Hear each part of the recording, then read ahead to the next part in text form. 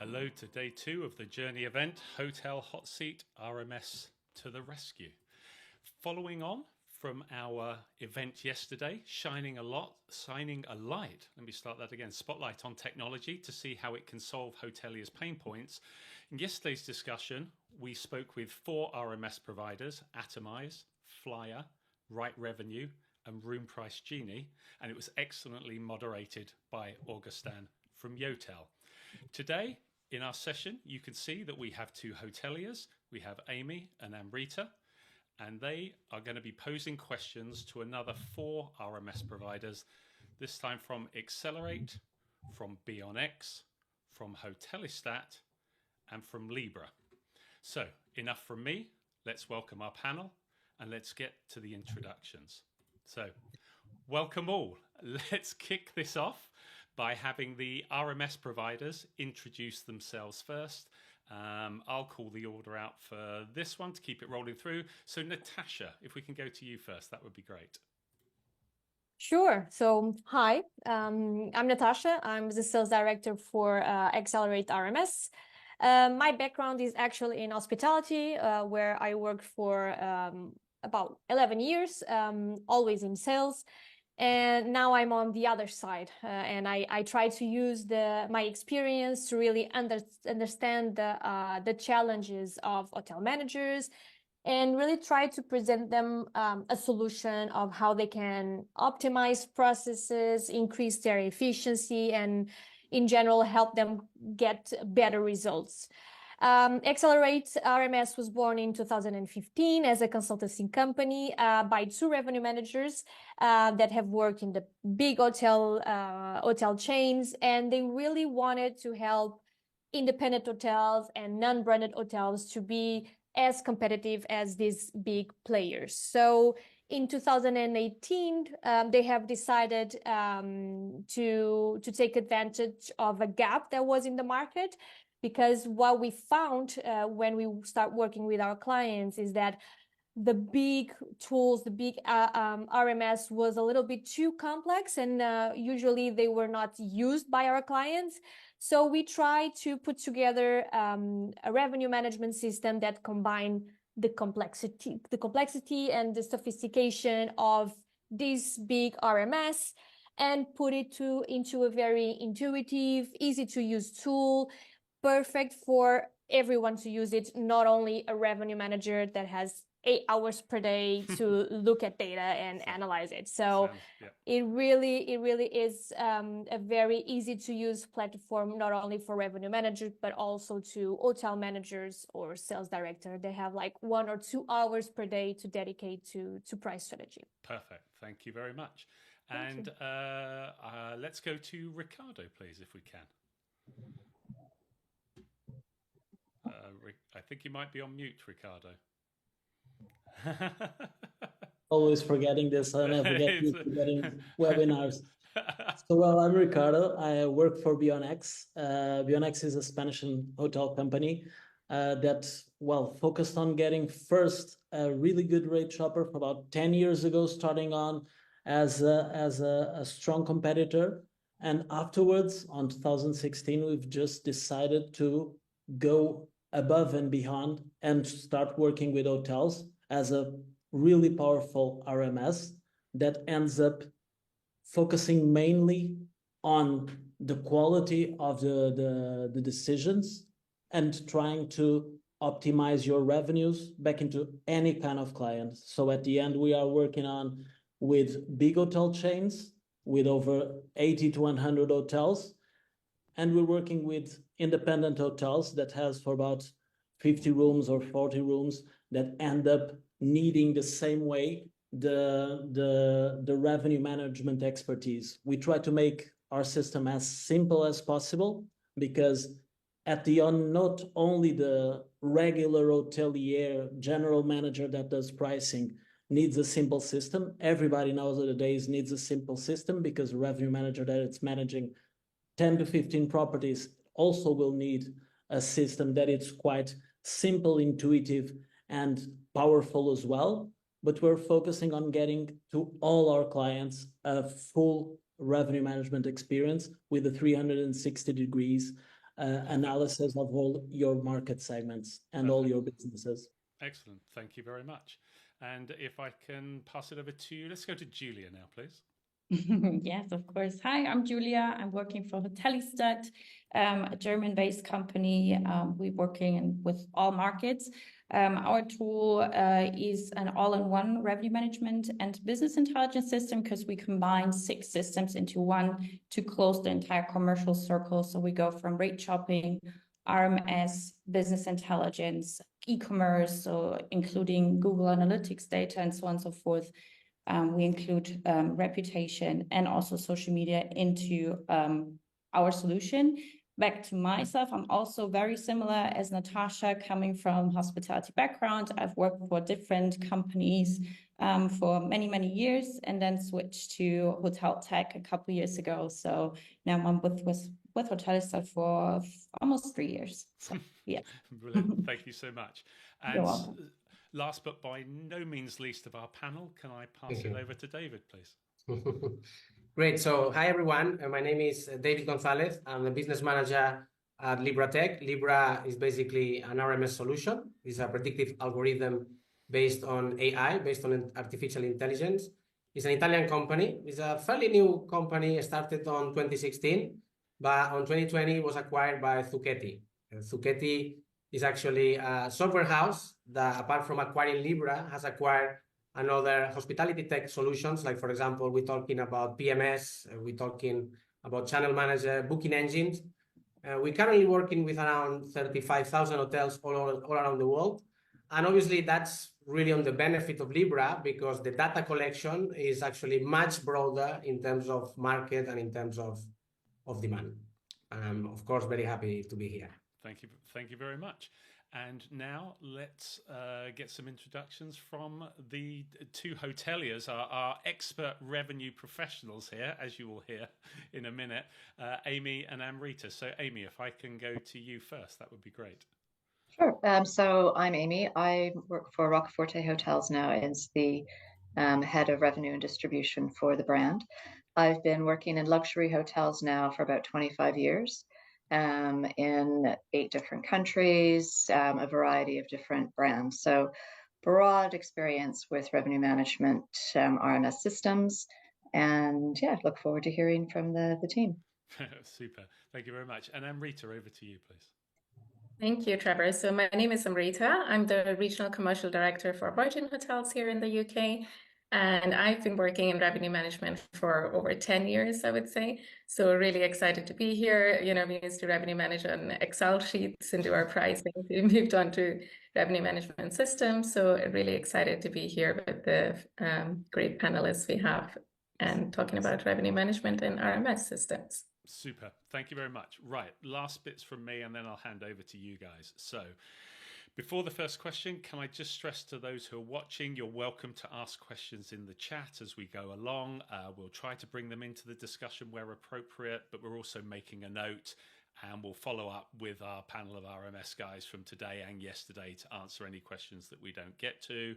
Also, you will find through the event, when we switch to some of our panelists and they're talking, you'll see that there is a QR code there. You're welcome to scan that if you want to connect. If there's something that you like that they said, and you think, wow, that sounds pretty cool, I want to find out more about their company, scan the QR code, that'll take you through. Right, without any further ado, I'm going to end that here. Amy, I believe you're going to kick us off, so I'll hand over to you. Have a great conversation all. Amy, please feel free to take it away. Great, thank you, Trevor. So the first question, and I'll start with Ricardo just randomly on this first one. What key functionalities does your RMS possess? Oh, you're on mute.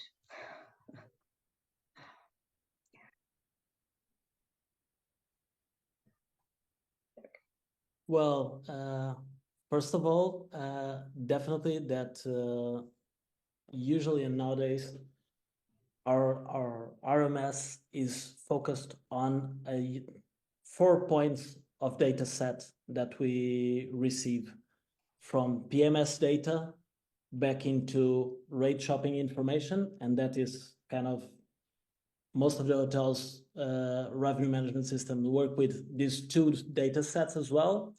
But we've got two more points that are quite important, like market demand, that we've teamed up with Lighthouse, which was former OTA Insight, and Amadeus, and we're always looking for new set of data that might be helping us get market demand information.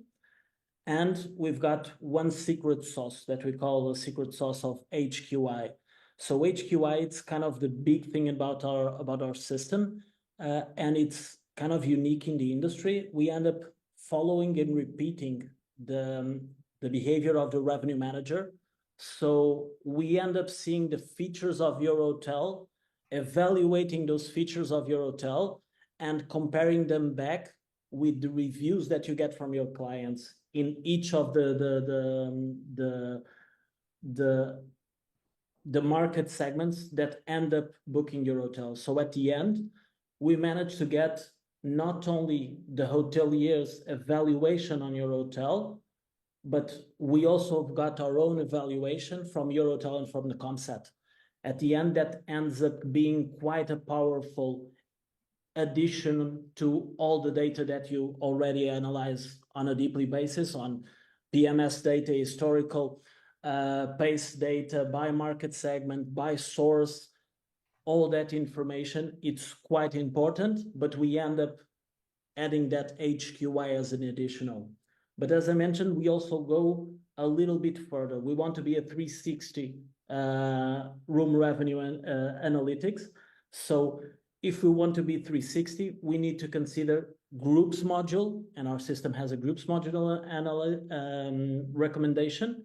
And we've got a FIT rate analyzer. So we recommend you to close dates and to close rates on our system for FIT, as well as we do a little bit what you do on Excel and in the Outlook of your email. So we send the stop sale emails to tour operators in order to guarantee that our system knows when you guys are making a stop sales to FIT. So it affects directly our forecast, and it affects our analysis on the system.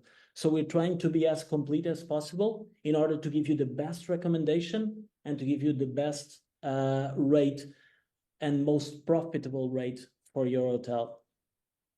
Great, thank you. Over to Julia.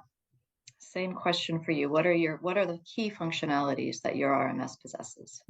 Yeah, I think I said that already in the introduction. So basically, our system consists of 6 systems. So usually, as I was a revenue manager, so I know exactly how you usually work with different Excel files. You have potentially 3 screens in front of you, and you work with different systems that give you different data sets and different information, so you can actually work strategically for your day and kind of put out fires for future days. So what our system does is basically combines all these Excel files, all these systems into one solution, giving you all the data that is important, kind of similar to what Ricardo just said, giving you the 360 overlook of everything in those different systems, combining it, and also with a powerful AI running in the background that we call ARIS. ARIS is an acronym for Automated Revenue Intelligence System that is provided by 1,000 data points, kind of. So from the PMS, as Ricardo just said, we're looking at the rate shopping data, we're looking at internal and external factors that influence your hotel pricing, weather, reputation, market demand, and so on and so forth, and then basically can give you a very good pricing recommendation that you can use as you please, either fully automated on autopilot or just as a recommendation to help you support you in your pricing decisions, or you just do manual pricing. It's really up to you. So you have the huge variety of possibilities and potential in our system. Thank you. And David, same question to you. Anything, what are the unique or key functionalities? Of course. Right. Yeah. So Okay, so at Lybra, one of the most important functionality is actually the calendar. At the calendar, you can see all the variables the system takes into consideration for the price recommendation. So from one side, we got historical data, of course, but we realized that with historical data is not enough for all what actually happened in the last few years, no? For example, with the COVID. So we call our system a demand-centric system. That means that we look at forward-looking data as well. So to do that, so we have into account variables like, for example, demand destination pressure, okay? Obviously, competitors' pricing. We have our own rate shopper as well. This is another functionality. Online reputation or events or different type of events that might influence the demand. Within the demand destination pressure, you got flight search. This is another our key functionalities. Basically, the way this works, you can see the ranking of the places where people are doing searches for your destination. Okay, so that's actually very helpful, especially if you work together with the marketing team, you know, and you're gonna try to attract, you know, potential customers that you know they are already interested in your destination. Okay, that would be another of the, you know, key functionalities. Then at the same time, we are connected with the PMS, and we get all the information of the PMS almost every hour, most of the cases. So all the, you know, the data we might get is at real time. That's very important because we all know that we live in a society now where everything changes very quickly, you know, and things are happening just like that. And it's very important, obviously, to have all this information that actually supports the revenue manager, you know, to take decisions and obviously to optimize pricing 24/7. That's the main idea. And another of the functionalities as well, and well, I think most of the RMS works this way, is that we can automate, you know, the pricing strategy. So all this process is done automatically, okay? In our case as well, you can automate the price strategy, but also, if you want to, you can configure the autopilot and you can automate the distribution side part of it, if you want, okay? So actually that's also very helpful. And I think at the end of the day, it's about by using artificial intelligence, you know, you can use an RMS with artificial intelligence that allows you as well to analyze, you know, big volumes of historical data, identify trends and patterns and behaviors. Okay, we actually have a very complete report section as well, where you can filter the data by, you know, all different filters, nationality, channel, well, you know, all different kind of filters. And all these reports are being made actually based on the feedback the revenue managers gave us. Okay, so, well, those will be some of the main functionalities at Lybra, actually. Great, thank you. And Natasha, last but not least, Accelerate. Yes, so we really wanted to bring something new to the market with Accelerate RMS, but we quickly figured out that we needed to ace the main and most important features first. So we invest a lot of our resources and our time really perfecting our AI algorithm, so it gives our clients the best information with the data it collects from several sources. So we spend a lot of time improving our forecasting tool, our price recommendation feature that gives you price recommendation per room, per day. Also, we have the possibility for the manager to set price rules according to their price strategies, put them in autopilot as well, etc. But then obviously we can focus on upgrading the tool and going a little bit further, using this AI technology a little bit in more fun and cool ways. So we added, for example, a demand heat map to the tool now, so it's visible for our users. Is a partnership that we've done with Trivago. So now the managers can see the actual demand patterns for the next 365 days. So they can see which are the hot days for the next month and then act on the price strategies as they please. We also added a competitor correlation feature. So you can see what is your direct competitor from your competitive set, because sometimes we really don't know. We add hotels to our competitive set because they have the same prices as we do. They are near us, but we really don't know if they're changing their price or closing or open their sales is really impacting on our pickup. So this is something that our system can help you with. So obviously there is a lot of what an RMS can do. In XLR8, we try that the system is really your revenue strategy assistant.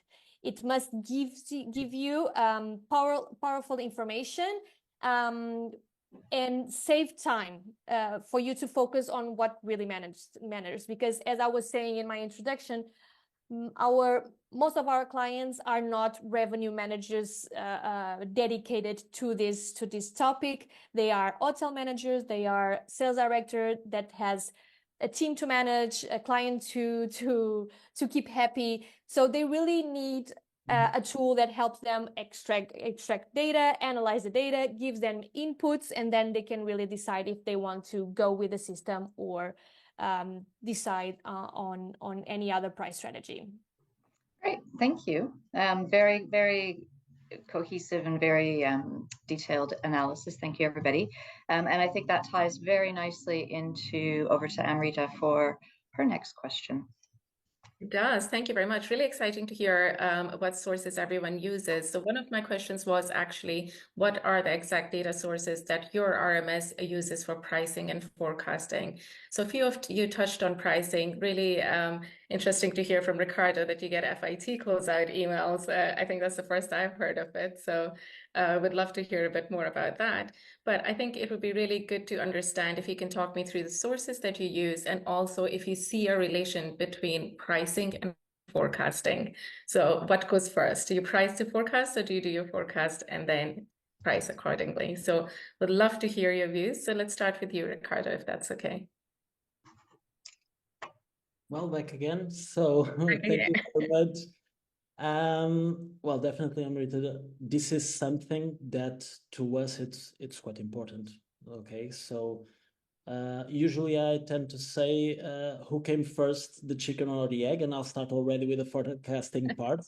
So at the end, it's always that you need to have a forecast established for you to define your rate for a specific date, and you'll need to have a rate in order to forecast how much are you going to do with that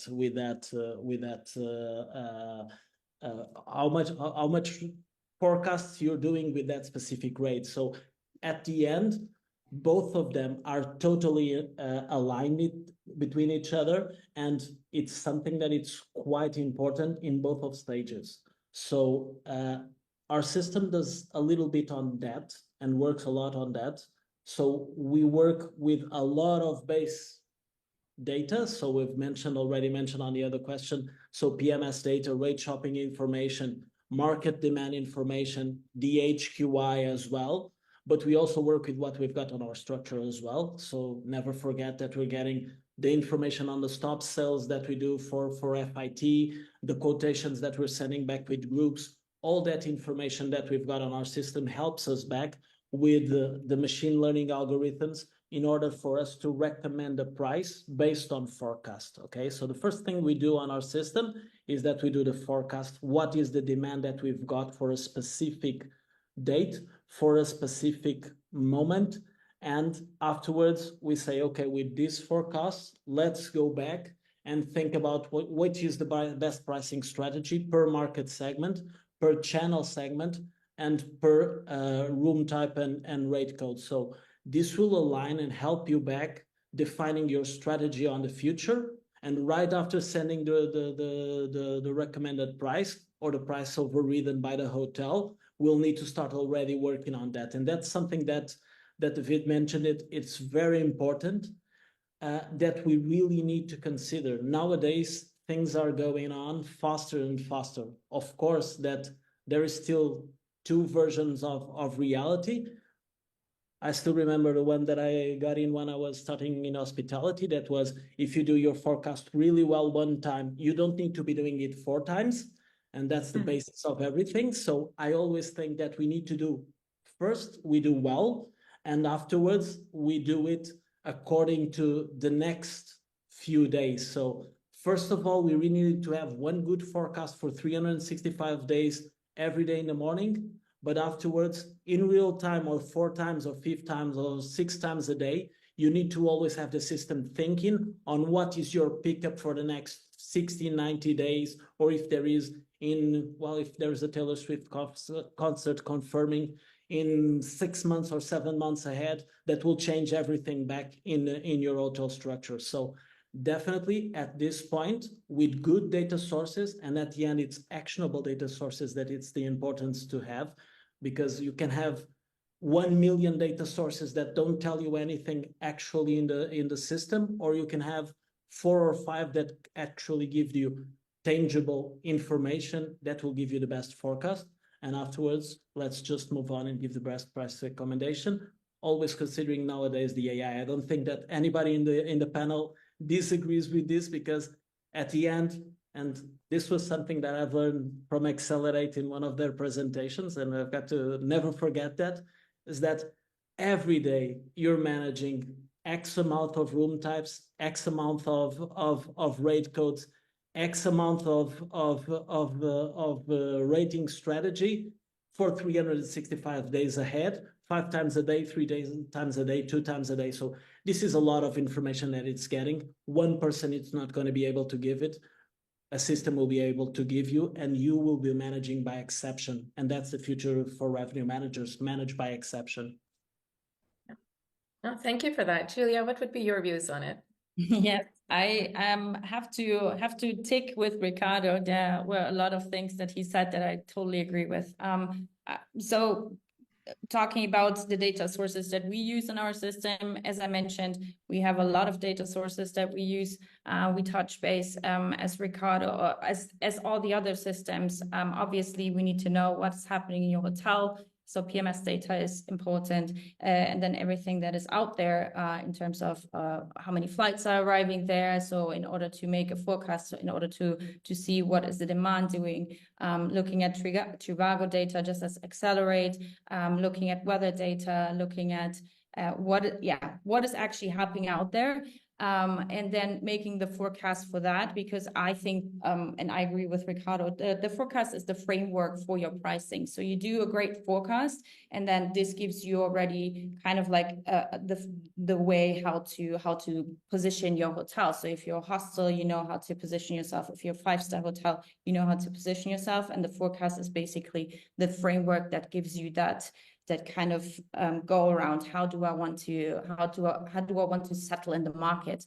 And then obviously we live in volatile times, so things can change really fast, and you need to look into your forecast and say, okay, is that still in line with everything that I have in terms of data, or do I need to make some changes there? And obviously making changes in the forecast will also end up in changes of the pricing of your room types and so on and so forth. So I think this is the way to go, and I agree totally with Ricardo that there are certain data sets that you look at.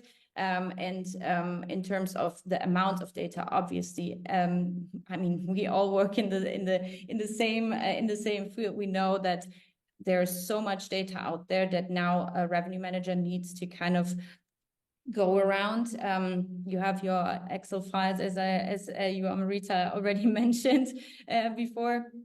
And you look at it, and I mean, first of all, and this is what I hear a lot from revenue managers, it takes them so much time in the morning, first of all, to go through all this data, to go through all the reports that you're pulling and your colleagues put you on your table and whatsoever, to understand actually, okay, what happened actually last night in my hotel, in order to then strategize for the next couple of weeks and months and so on and so forth. And that takes time, usually hours during the day. And this is definitely something where revenue management software, no matter which one, will help you with, to understand, okay, what is happening. It will gather the data, it will analyze the data, it will correlate the data for you, so you actually know already, okay, this is what is going on, and this is the way I need to go, usually in a couple of minutes instead of hours. So yes, this is my answer to your question.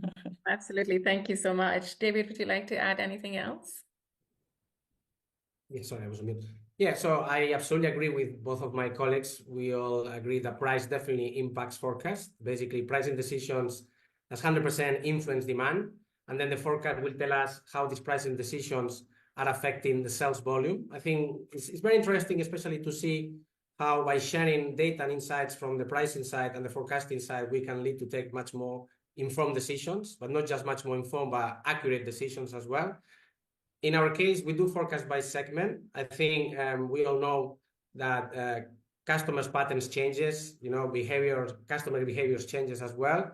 And there is no another tool, a better tool that is going to identify better, these changes than an RMS, actually. So we can know in advance how much a segment is willing to pay at any given time. Okay, so we do forecast, of course, by segment. We do forecast as well by occupancy. The way we do it, we take into account historical data, we take into account demand pressure, we take into account as well a pickup, and we take into account especially the speed of how these room nights are being generated. And that's very interesting because the model we have into consideration is called, dynamic weight pattern. So basically that means that not every single variable has the same weight. And I'll give you an example.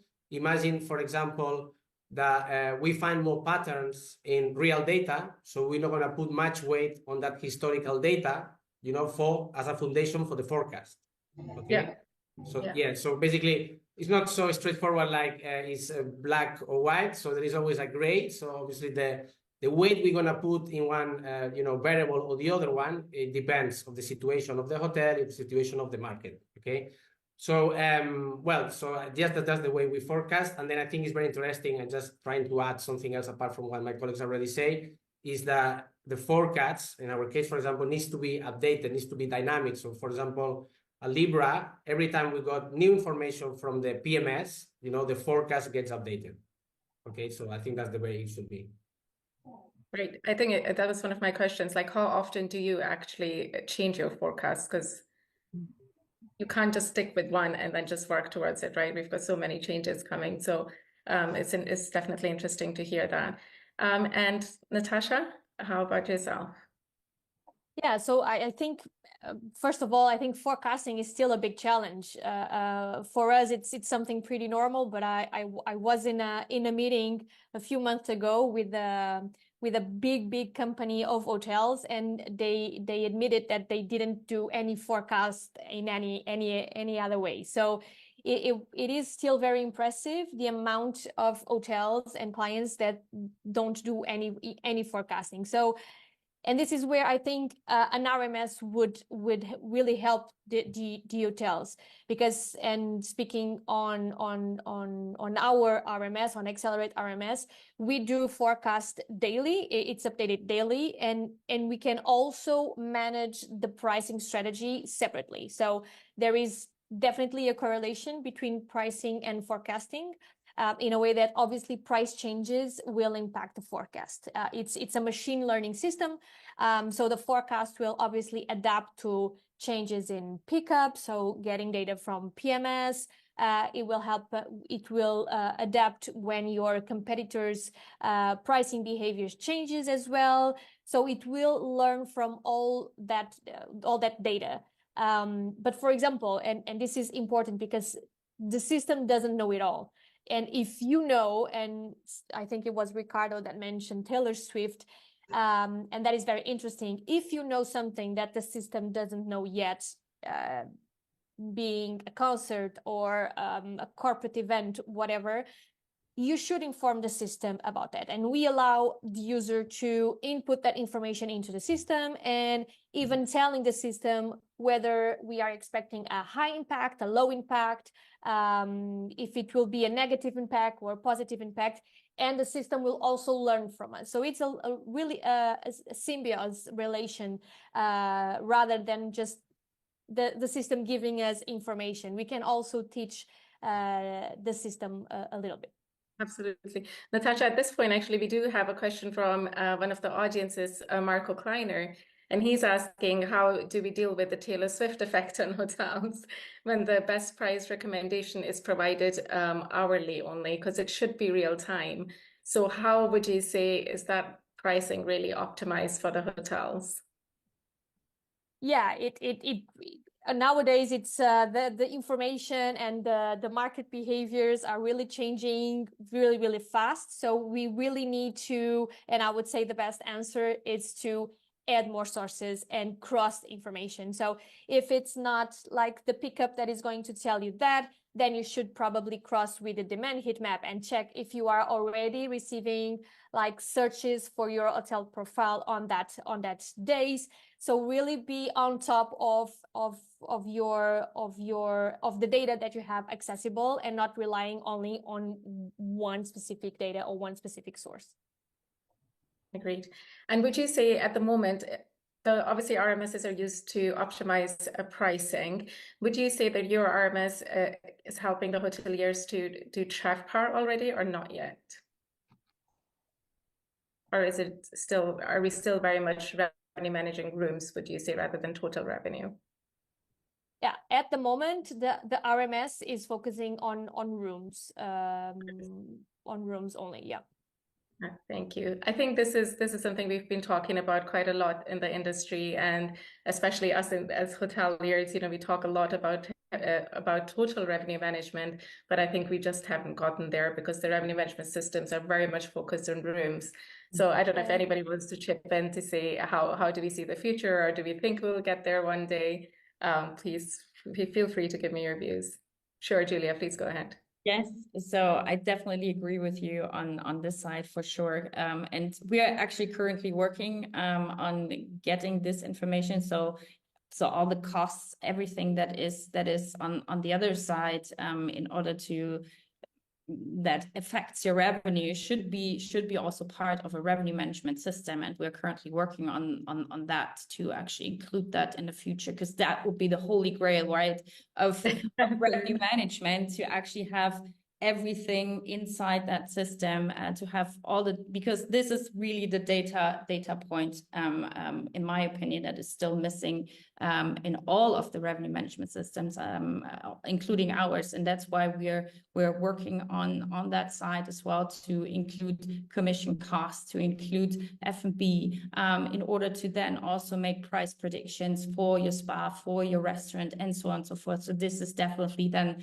the one thing that you would need in the future. But obviously it is future music, because I mean, we are already working with so much data, and we need to then also have more integrations with other systems, like the F&B systems, like the spa systems, and so on and so forth, to get this information. Because sometimes, I mean, the PMS is the central point, but even the PMS doesn't integrate with all those systems in one. So this is kind of like the crucial part here, to have everything integrated in order to then have the symbiosis of everything. In also the RMS. Yeah, Julia. Yeah, a great point. Sorry to interrupt. It's definitely a great point, and your vision. Well, in this point, we're completely aligned, with a small difference. Well, here in BEONx, we definitely believe that if you want to develop a strategy in which your hotel company is running total revenue, if you've got one provider, usually I ended up on my previous lives as a revenue manager and e-commerce manager. I've ended up implementing a lot of CRSs and booking engines and all of that it's on our responsibility, and ended up knowing one thing. If you're good at one thing, you should stick to one or two businesses, and you shouldn't just derive it through everything. And that's one thing that we are aligned, myself and the company. We at BEONx believe that there are some data points specific for each kind of revenue. F&B revenue has one point, spa revenue another one, meeting rooms, it gets a little bit fuzzy, but also different. But for example, parking revenue, all those revenues end up needing a specific system. Unfortunately, there are good systems nowadays showing up that don't only manage RMSs. RMSs, come on, yesterday 4 of them were showing up. Today we are another 4, and if you added a list, probably we'd have for about 50 more to identify. But on F&B, there are already a few partners that are doing good job. And at BEONx, we are focused on giving space to the best and joining forces with the best. So we have already a vision in the future that we're calling 3-4 years nowadays. Everything's got to be quicker than what we expect, in order to join forces with different kind of partners that are focused and strategically aligned for each of the revenue streams, in order for us to work together and to reach to a solution in which BEONx will not only be a revenue management system, but would be a co-pilot that helps each of the systems that it works, joins them back with a CRM or with any kind of solution, and then end up developing a full revenue strategy, because that at the end, it's going to have to be the end point. Whether we develop it ourselves, one app, but at the end, I think that everybody's got enough developers focused on one good revenue management system and no space for anything else, or we would work together with different companies that focus and optimize themselves, working in each of their areas, and get better results faster and simpler. Yeah, we would still have to bring them all together, I guess, right? I think so everybody can be excellent in their parts, but how do you bring it all together and make it work? The biggest fight that we're fighting nowadays is to find a way to join, because we've already teamed up, for example, with Dynamite, with Parklick, with Hotelverse, and we are now trying to create a platform that will work with all these points. And well, we've got the obligation to do that, as we've already teamed up with all these partners.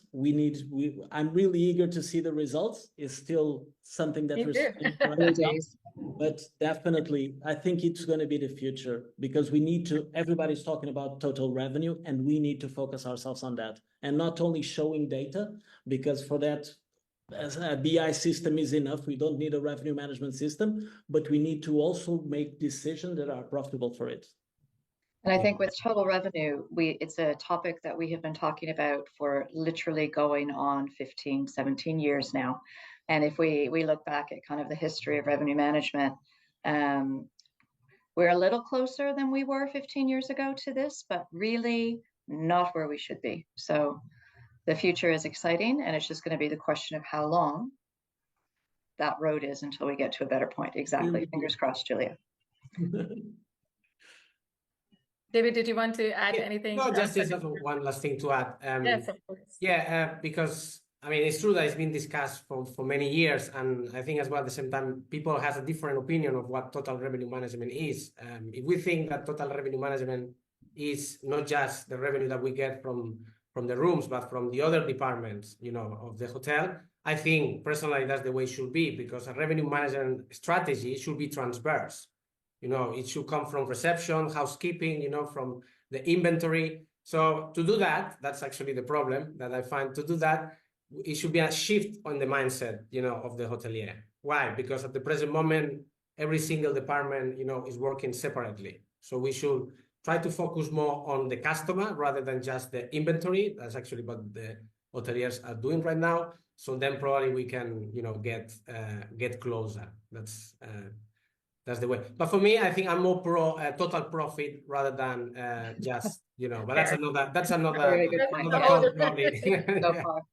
If I can take you guys, thank you so much for your comments. If I can take a step back to actually talking about the forecasting aspect we were doing, and if we just concentrate back on rooms, one of the challenges I find myself is like when I'm using a revenue management system, it's getting there, to be honest. It depends on how much history there is with the hotel and the system that you put it in. But in terms of the forecast accuracy, it's about on and off about 5%, I would say. But when I dig it deeper into market segmentation or day by segment, it's not accurate anymore, and I'm having to overtype it and overwrite the forecast that the RMS has provided. So I just wanted to hear from you guys if you have seen those challenges before, or if you have any solutions on how we can improve on that to not just get to the forecast per month, but really accurate forecast by segment or by room type, if that makes sense. Yeah. To start. Anybody is. Yeah, I think we touched based on that. Ricardo touched base, David. Everybody was talking about this already. Because I think the RMS, and especially with AI now in the background working for and with us, I think I definitely agree. It should be on a day-to-day basis, and it should be rolling and looking at the data live and checking, okay, what is happening in the hotel yet again, what is happening in the market, and then rolling and updating the forecast as we go, because obviously we as a human being, we have just certain capabilities to look at data and analyze it and push it back into whatever Excel files or RMS systems or BI systems we're working with, but AI can do that really on a click, not even on a click of a button, but just constantly, because the system is just kind of like the supercomputer sitting in the background and seeing everything that is happening. So I definitely agree with you here. A forecast should be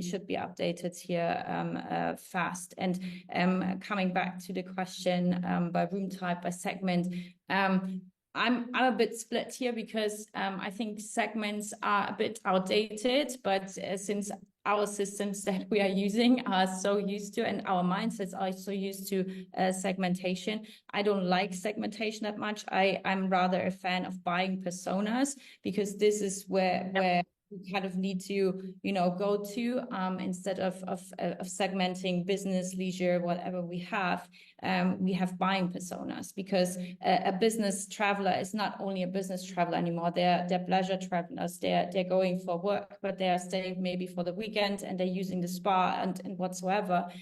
So this is where we need to kind of translate this also into, and this is where I think we need to do the work right now. It's not something that we need to look into the future, but this is something that we do right now. And we also need to go to the PMS providers, for example, and tell them, hey, listen, segmentation is outdated. I need to be more flexible on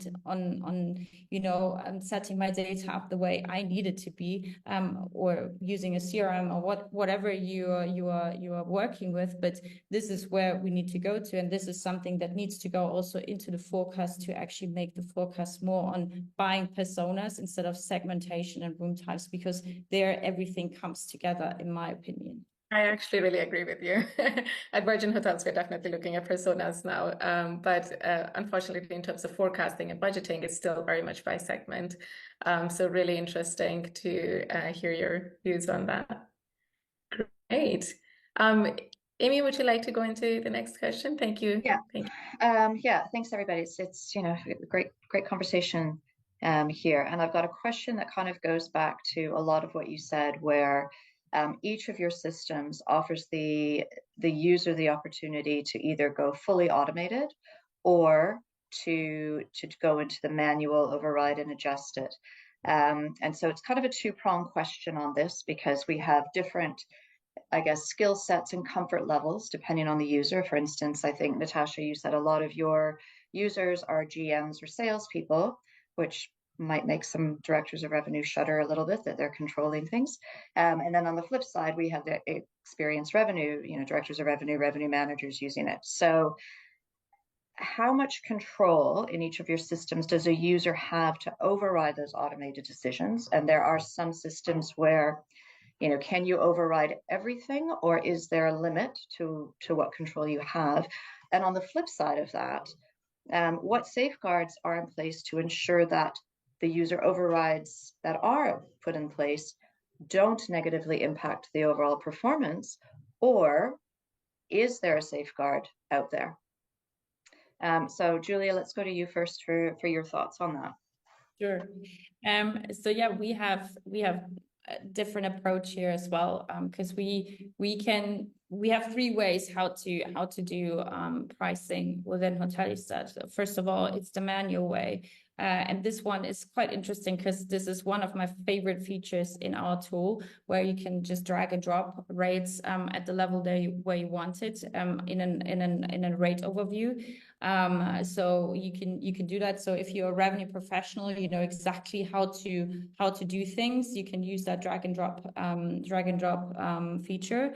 Then you have the possibility to also put in strategies, kind of rule-based pricing, where kind of like your own thoughts, if then. So if this is the scenario, then please system do this for me. And you can fully automate it or push it just on a click of a button. It really depends on how you want to work with. Or you can go on full automated with recommendations, or with recommendation by room type, recommendation on house level. It's really up to you. So we really, because just as Accelerate, our founders were directors of revenue, they had a vision of how they actually imagined the tool of their dreams would be like, and they built this within our system. So basically, you have full flexibility on going into autopilot if you're, for example, a hotelier or a general manager that has no idea about, or just a little idea. I'm not saying that general managers have no idea about, sorry about that, not offending here anybody, but if you have just a little idea of how your house should run, you can work with strategies saying, okay, I never want to be cheaper as a certain competitor, or I want to work with the market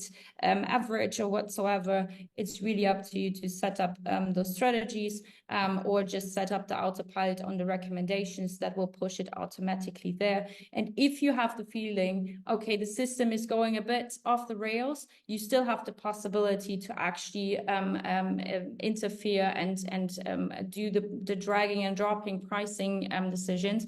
And also you can interfere with the AI. So if you think, okay, the AI is going off road and it's looking too much at the market data that I'm receiving, I want the system to be rather looking into what is happening in my hotel. You can just move a toggle left or right, or where you want to have it, and the system will go accordingly to what you think the system should do. So in my opinion, the user should have all the availabilities and flexibilities to how to make things work for you, or how the system should work for you. And as Ricardo said, it's a co-pilot. It will help you to do the things that you need the system to be doing.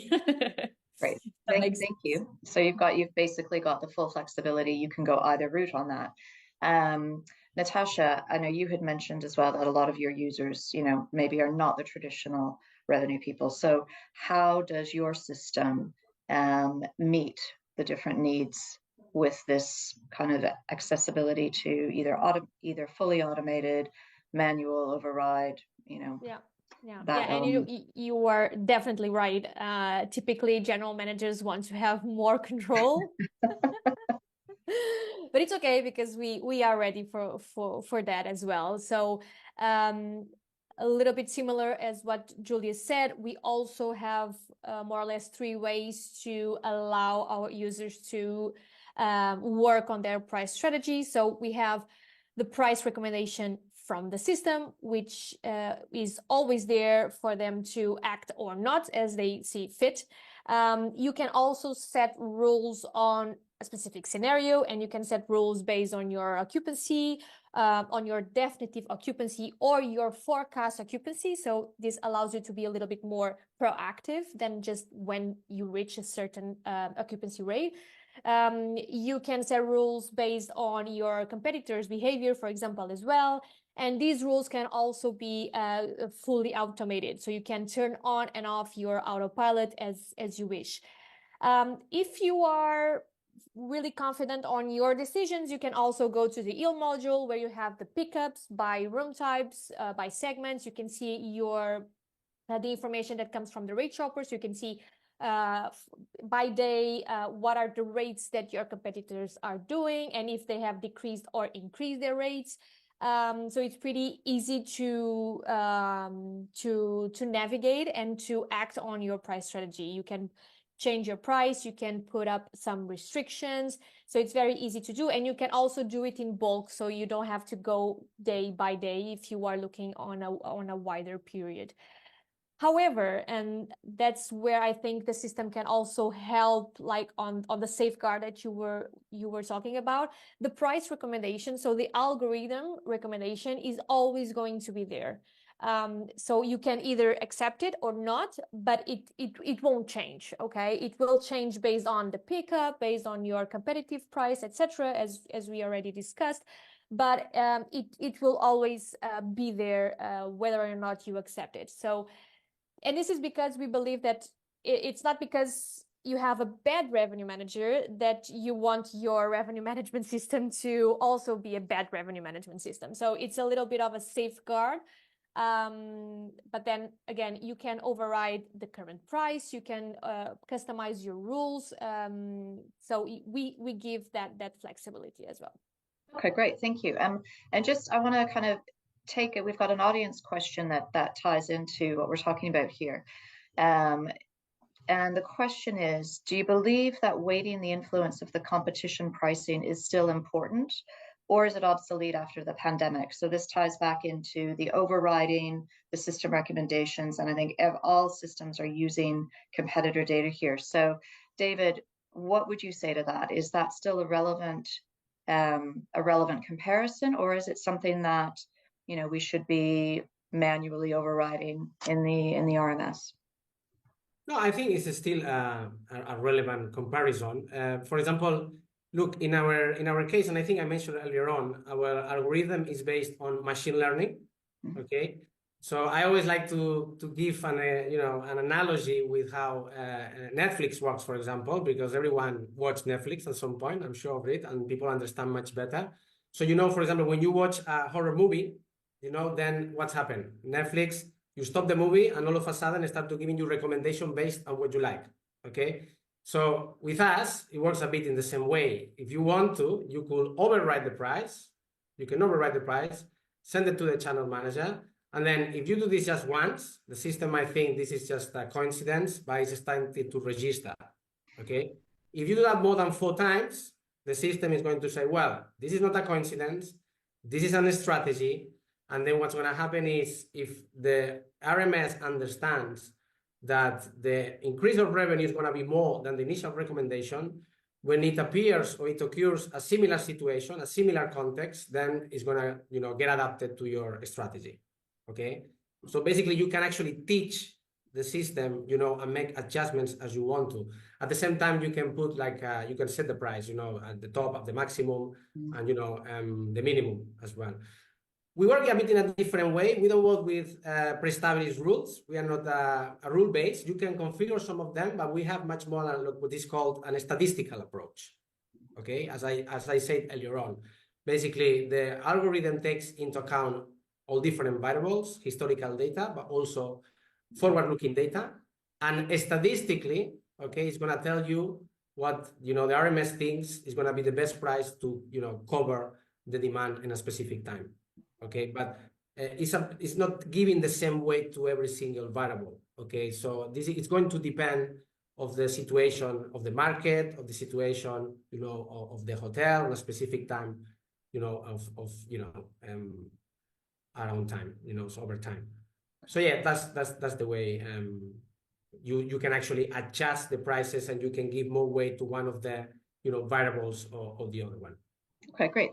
So I guess in that scenario, and this is over to you, Ricardo, if you have, and this goes back to actually kind of the safeguards in place, which there may not be any. I mean, this is a question because I know I've seen RMS systems that a user has completely tied into a knot through overrides, and they've kind of basically handicapped the system to an extent that the restrictions are so tight it cannot make any decisions. So on that, where you are manually overriding the pricing and the system starts to learn from that, Ricardo, what safeguard, if any, do you see or do you have in place to prevent this sort of scenario from happening? Or is it just that we really have to make sure that the users are trained?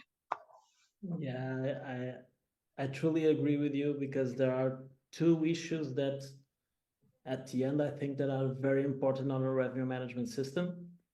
First of all is if we are rules-based, and we have an option to be rules-based, we have to make sure that the rules don't kill the system itself, because I still remember once we were doing still Excels, and we had Excel with a rule, with a specific formula that would maximize everything, and otherwise I would do a stop sales and no one would ever know. I still remember once we were doing stop sales by market, by rate code, and at some point you put on minimum length of stay for 2 nights, and then you had the next night in which you had an overbooking and you couldn't sell. So that happens a lot with revenue management systems as well, if you want to rules base it, or if you want to manage by that kind of level. So going on a little bit on our perspective at BEONx, we've got one base and afterwards one control. So first of all, we have our pricing structure. It's completely editable and adaptable back into your hotel. So you can have pricing levels still, and we do have the option for you to manage by pricing levels. We can manage by rules-based system, just like, for example, well explained by Natasha, on which you can have rules per forecast, per on the books information, per recommendations of the system. Everything you can define, and you can define them with limitations on periods. And we can have a full open pricing structure in which you go and you let the system recommend per room type for the best rate that you can get on a specific moment, in which you just don't configure anything and let the system work by itself.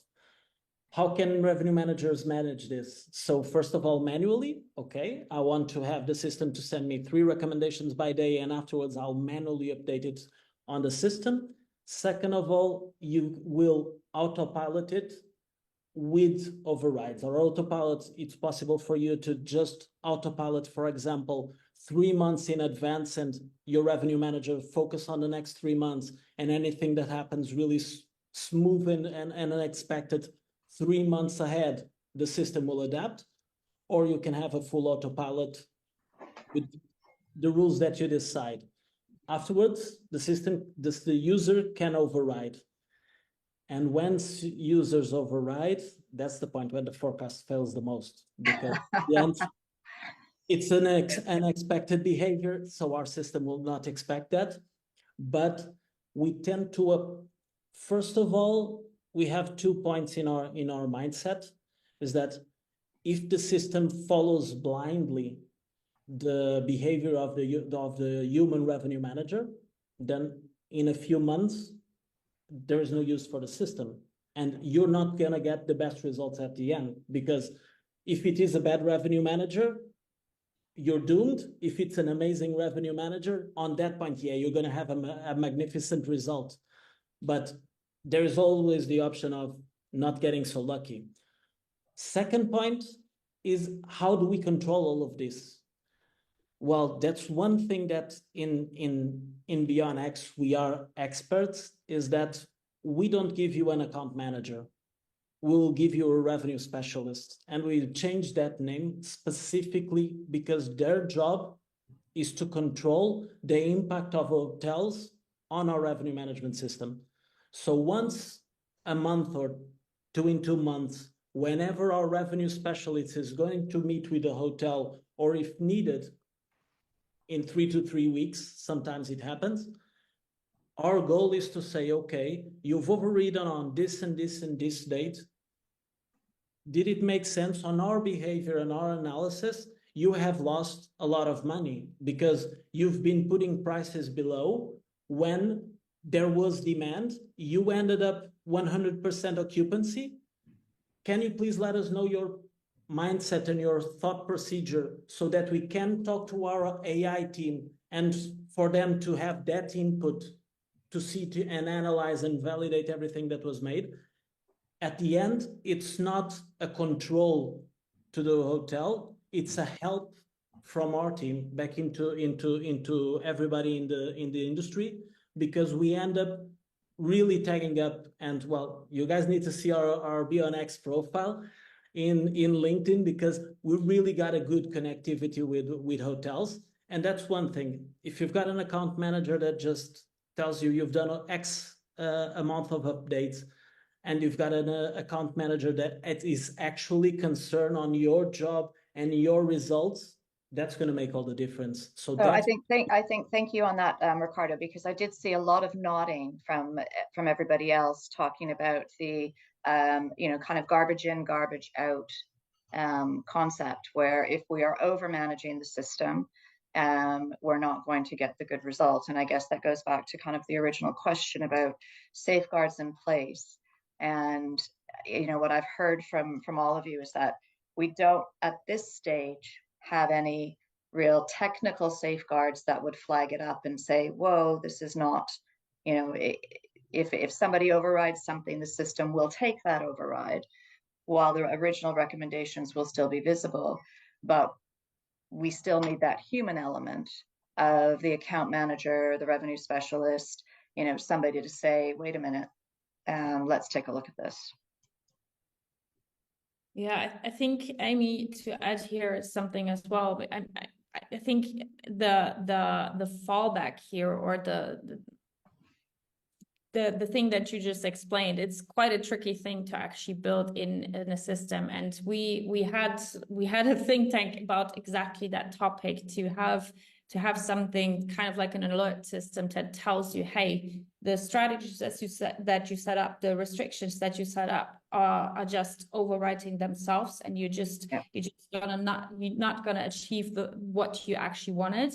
But it's quite tricky because it's a human input that the machine has to kind of understand, which is really something that an AI is not yet able to do. But as I mentioned, we had a think tank about that, how to actually have something like this. So what we've done in our system, and we want to kind of elevate that in the future, but we don't know yet how. So if you have any ideas, Amy, Amrita, please let us know. But we have something like what we call an insight feed. So it's a kind of like a notification center that will let you know, for example, different things like if the demand changes, if there is low demand, if there's high demand, and so on and so forth. And in the future, we want to actually also build in action buttons where you would be able to act on the notification as well. And one part of this would be then also to give you a notification in case of you set up strategies, you set up restrictions that don't make sense, or that kind of restricts themselves and kind of like not doing what you think they should do. And if you kind of set up a strategy and a restriction that contradict. So this is something, that we want to build, but we have no idea yet how to do so. So please, Amy, Amrita, or any other in the audience, if you have any idea how to do so, Sorry to interrupt. One idea, and I've seen this in two systems, one of them is ours, is that once you got your price recommendation, whenever you've got your price recommendation, you can have also there a pop-up that tells you the rule that it's applying to this specific point. At this moment, it's the only thing I remember to be able to control. And well, to me, at the end, I've skipped a little bit on myself a long time on the beginning. I was working in a hotel as a revenue manager for about 3 months ago. So yes, 3 months ago, I was having exactly that same problem. And that was always where I was going, because I had a rules-based system to see what was the rule that was giving me a price that I didn't understand or I didn't like. That's, to me, it has been the only thing I've seen. And I think Julia, you brought up a good point with AI. Obviously, all systems are using AI, but we're now at a stage with kind of the development of AI that we're moving ahead faster than ever before. So something like you've highlighted, Ricardo, what you've mentioned, kind of in that, almost in a warning system. Potentially, it's closer than we know at this point. So I think there's some positive hope out there. Amrita, I think you had a question. Yeah, I had a question earlier. I think some of it maybe a little bit been answered, but I wanted to understand if your RMS solutions give actually transparency in why the rate is suggested as it is suggested. Because sometimes, you know, as a revenue manager, you could be sitting there, the GM comes and says, why are you selling at £460 today? And then it's a bit like, oh, that's what the system told me to do. So how can a revenue manager or anybody, analyst sitting there actually have a clear, transparent reason to why that rate is recommended? So is that something that your systems do provide? Yeah, Julia, you're nodding your head. So would you like to take that, please? Yes, I think as Ricardo as well mentioned, I think Ricardo, we have all kind of very, very similar system. So yeah, definitely, because that was also an issue that we saw, I saw in the past, when I was using revenue management systems, that I got recommendations and I didn't really understand, okay, where is this coming from? Why is it like this? I have a total different idea of what my rate should be. And you never knew why the system was like this, or the recommendation was like this, and you would call the account manager or whoever was responsible to help you understand it. And we've built something similar as Ricardo. So in the system, you could click on the price and actually find out. And I mentioned that before, we have thousands of data points that we are looking at. Obviously, we will not show you the 1,000 data points that the AI thinks prioritized for this pricing. But I think what is very important to understand, at least the top 10, okay, my price was influenced by the competitor rates, but also there is an event happening. The weather is quite well on the weekend.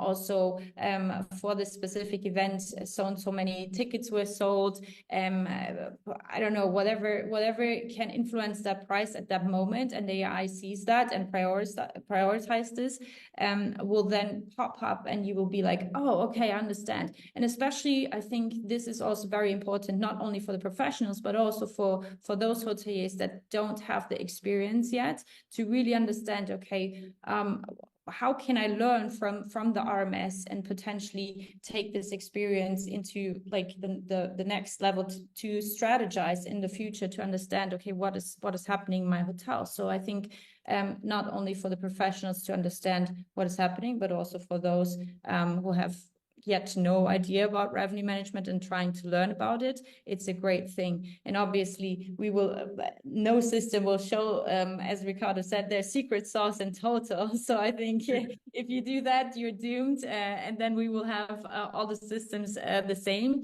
But I think the four systems that we are here have a very, very similar approach to this. And I think this is the way to go, to have more transparency, because when I was working in revenue management, that was my biggest issue, the trust into the system and why the system did what it did. Yeah. I think we're running out of time on this question, so real quick to hear from everybody. So just like, you know, CNN does, you've got 30 seconds on this topic. Go, David. How transparent are your algorithms and the transparency of your decisions? Yeah, so it's a bit what I was talking about earlier on. I think it's about giving information, you know, providing as much information as we can. That way you can generate that trust. So in our case, what we do is to explain how we work, you know, what is the concept behind. So we got into consideration, of course, the historical data, but also with historical data is not enough. So we have to take into account as well, you know, the forward-looking data. At the same time, if we're going to get, look, with flight search data, is because we have an agreement with the Skyscanner, so we're going to tell the customers, you know, what is our data source. So I think it's about, you know, having a great communication, inform them as much as we can, and at the same time, with what I said earlier, by letting, you know, the customer to adjust, to being able to drive the car as well, if you want me to make an analogy, to adjust the pricing, actually, you know, they're getting much more confident as well, you know, because they know if they want to, they don't have to, but if they want to, they can teach the system to work in the way, you know, they would like to be. So perfect. Thank you. Well done on time as well. That's great. Natasha, 30 seconds, over to you. Okay, I'll do my best. So yeah, I totally agree. So it's hard to trust something you don't know. So in Accelerate, that's why we are very committed to make everything, the data, very easy to read, and not only about on reports, but on the dashboard you can see the main KPIs, your nationalities, your accounts, who's producing more, what types of rooms they are, it's being booked. You can see also the competition, how they are behaving, so you can cross that information and understand why the system is telling you, the recommendation is telling you. I just want to leave a note that we have to be careful on how much data we provide to the client, because too much information can be more harm than can do more harm than good. And we give a small example anytime that it's like Google Maps or Waze. They don't show you exactly why they are suggesting you route A instead of route B. They say it's better, you take less time and you'll get there faster, but they don't show you all the data that they pick up from. So great point, actually. That's a great analogy. Yeah, great, thank you. Ricardo, last word. I think we got a few seconds, so anything different from what the others said, or pretty much in agreement? Really quickly, first of all, on our pricing decision, we've got 3 ways for you to make your pricing decision. We've got 3 modules. One of them, calendar view, mainly used for revenue managers that actually don't want or can spend too much time on the system. Second view, it's a clean table view, simple, all your room types, all the restrictions, the minimum length of stay recommendation, the stop sale recommendation, the price recommendation. If you click in, you've got forecast by market, by channel, your booking pace, quite important, the pickup that you had, and the comparison of the HQI, of course. That's one of our main points. Definitely, if we didn't have it, it would be crazy. And we've got a third way of view that will adapt more into the revenue managers of the future, which is a totally editable Excel-like sheet in which you decide which are the fields that you want to see. And we've got around more than 300 fields. So at the end, you as a user can have more than access to everything else that you've got in order to make not only your decisions, but to explain them back into your revenue management director or your general manager at a hotel. Fantastic. So what I'm hearing from all of you is that there is visibility on the decisions. You can, as a user, you can drill down. You've got a lot of different ways to look at it. But at the same time, to your point, Natasha, less is sometimes more, and we don't want to overwhelm or give away our secrets, so to speak. But there's enough data there for everybody to understand the whys, which is exactly. Key. Yeah, exactly. Great, wonderful. Thanks, everybody. Thanks for that, Amy. Good control there. So one question that I have that is very close to my heart at the moment is, what is the tech stack that you would recommend for revenue managers to have?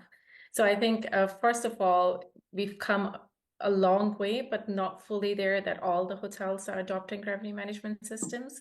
A lot of us are now starting to talk about BI tools. And then sometimes when you bring that in conversation, I'm not sure that everybody understands the difference between a revenue management system and a BI tool. So do take me through what are your opinions on the tech stack that we should have? And also, do you think that a revenue management system should be just looked at as a standalone system that we require, or as a part of an integral solution to a bigger, say, BI tool, for example? So David, would you like to start us first? Yeah, sure. So, well, I think, to be honest, it depends on what the user is looking for, right? So in most of the cases, we already have all the core information in one system in the RMS. So basically, we are connected with the PMS. We got all the information in relation to historical data, but also real-time data, okay?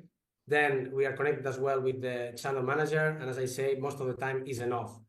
Now, I think, first of all, we should get the fundamentals, right. And that means that since we know that the PMS is the most accurate system in terms of data, we should get the data right. Okay, so what I mean by that, I'm still seeing PMSs with 30, 40 segments with the contact details that are wrong, and then no matter how much advanced technology you're going to use, if the data is not right. Okay, so basically the AI won't be able to analyze, identify the right patterns. Okay, so first of all, let's get the basics right. Then what I can say that at Lybra, we are very good at data. Okay, as I say earlier on, we work with Zucchetti. We're actually part of Zucchetti, and Zucchetti is working with 30,000 hotels all over the world. And that allowed us, especially in Italy, we got a travel data lake, okay, that is actually connected, imagine it's connected to many booking engines and PMSs. Obviously, all this flow, all this data is flowing, and obviously that is feeding the algorithm, okay? So we are good at data, but if a customer, for example, if someone, that's why I'm saying that it depends on the user, if a customer wants to export the data and wants to build its own, he can do it so that's not a problem. However, I think that at the end of the day, the main idea, and then we go back at what we were saying in the beginning, is to save time. So I think it's much better to have all the data in just one place, okay? Because then maybe you can see things that you wouldn't see if you have the data in all different, platforms, okay? So, yeah. No, thank you for that. Natasha, what do you think? Yeah, I totally agree with David. I think between 90 to 95% of questions that a revenue manager or hotel manager needs to be addressed on their daily basis is available also on our analytics, and we have a dedicated report module for that. We have cancellation rates reports, pace reports, pickup, where you can have 2 extraction dates and the difference between those dates. All those reports can also be exported to an Excel sheet. So if the user wants to work around these reports, they can. We also allow to develop customized reports if we see that there is a specific need from our customers. So we offer one customized report or more depending on the dimension of the client. But again, and going back to one thing that Ricardo said, I think we should specialize in one thing and be very, very good on that thing. So I think it really depends on what the client needs. If, for example, F&B is a important part of your business on your hotel, then maybe a BI tool can be important and could be a great tool to add to your tech stack, because POSs are very different from one another.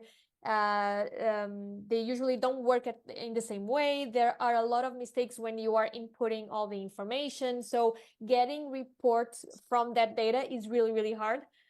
So you really need a good tool specific for that topic. Absolutely. Ricardo? Well, agreeing with David and Natasha, definitely the future, and I've spoken a little bit about our vision to the future. The future, it's going to be based on the kind and the amount of information that it's actionable for you to manage. So if, for example, and David mentioned it quite well, garbage in, garbage out in any kind of system, and that's universal truth in hospitality. We at BEONx want to join back with different partners in order to stop thinking only on revenue management systems, because, well, I think that it is transversal, because right now we are very good at revenue management for rooms in comparison, for example, for F&B or for parking or for meeting rooms.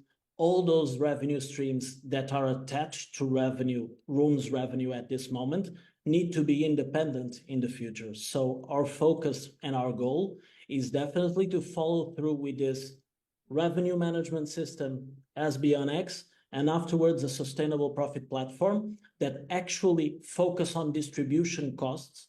And right now our system already analyzes distribution costs, but our partnerships for the future are also considering labor costs and everything else that ends up being a fixed cost from the hotel, like electricity and everything. So this is part of our vision to the future, because we're joining up with companies that do this kind of analysis, that manage better your F&B, that manage better labor, and working with all these companies back and trying to get a really strong partnership that work with us will allow us to go to that place that, Amy, you were speaking, and we've been speaking that. I've started in hospitality 2004 or 1999, and when I got in, people were starting to speak about revenue and everybody was wanting to get into total revenue.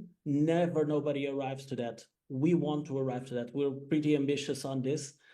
We want to get into this, going from room revenue back into net revenue that we've managed to get with the distribution cost and with our partnership with Hotelverse, going back into total revenue, joining up with Dynamite, Landorian, and Parklick, and Spacious and other companies that we are working on with this information. Then we're working with Julio Analytics. We've been working with them as our senior partner for a long time ago. They develop our reports, and the reports are quite intuitive, but we want more. We want to make this sustainable, not only planting trees, but also sustainable for the development of the hotel. And for that point, we need to think globally and in total revenue.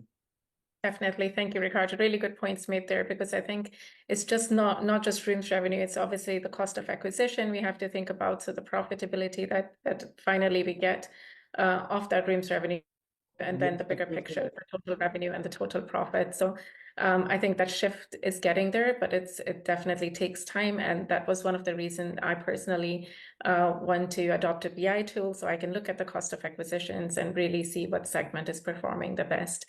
But last and not least, Julia, would you like to give us your views on the tech stacks we should have?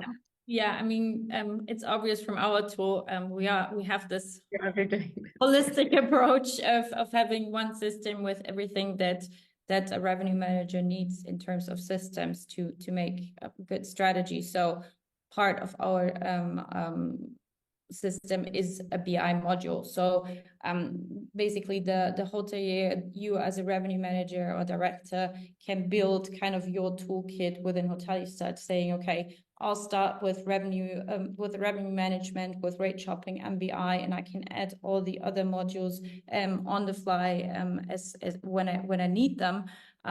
So we have that really holistic approach. And obviously, as Ricardo also already said, and as I mentioned also before, this whole thing about total revenue management, also there we have a holistic approach. We do not want another system to kind of feed us with data. We want the data directly in our system, because the more you are integrated, the more possible flaws can be in the system. Because I mean, we talked about it,